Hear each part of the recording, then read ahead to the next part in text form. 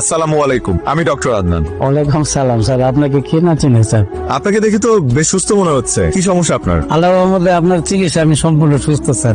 আলহামদুলিল্লাহ। তো আপনি এখানে কি করছেন? আজকে একটু দেখা করতে আসছি স্যার, আপনাকে ধন্যবাদ দিতে আসছি। আপনার জন্য খুব ভালো মিষ্টি নিয়ে আসছি sir. Thank you so much. আসলে মিষ্টি খাই না, তারপর আপনি এনেছেন, আমি খুব খুশি হয়েছি। কার কাছে লাইছো শেষে না কেন? একটু পরে বুঝবেন কার কাছে নিয়ে আইছে। স্যার আপনার জন্য আমি নতুন জীবন পাইছি।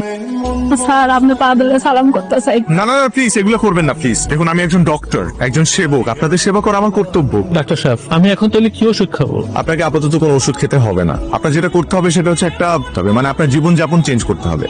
আপনারা জানেন একজন রোগী সুস্থতার পিছনে তার সবচেয়ে বড় ভূমিকা কি? জানি ম্যাডাম, মনোবল। Very good. ওনার পেশাটা মাপো তো, কি অবস্থা এখন আপনার ছেলের? খাওয়া দাওয়া ঠিক মতো করে? রিপোর্টও ভালো।